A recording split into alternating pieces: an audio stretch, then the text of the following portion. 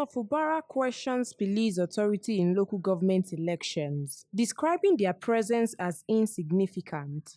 Tensions are escalating over tomorrow's local government election in Rivers State. Governor Siminalayi Fubara has strongly condemned what he describes as an attempted interference by police forces at the State Electoral Commission's premises. During a media briefing at the Government House in Port Harcourt, Governor Fubara expressed bewilderment at the police actions, particularly giving earlier indications that they would withdraw from the electoral process. Nigerian police, I don't need to invite you. Your responsibility is to maintain peace and order.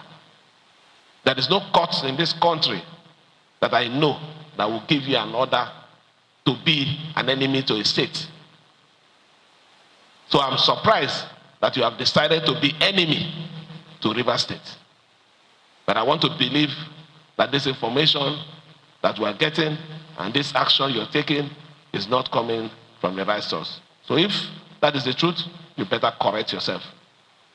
The controversy centers around conflicting court rulings. While a court sitting in Abuja directed police to withhold security services, it did not authorize sealing Electoral Commission premises. Governor Fubara maintains that a prior Rivers State High Court ruling should take precedence. The governor has revealed that his administration had previously sought security assistance from multiple agencies, including the National Security Advisor, Inspector General of Police, and Department of State Services. In a bold statement, Governor Fubara downplayed the significance of police absence, expressing confidence that other security agencies can effectively maintain order during the elections. The governor emphasized that any disruption to these elections could severely impact local government workers' welfare, placing responsibility for any potential chaos squarely on the Inspector General of Police.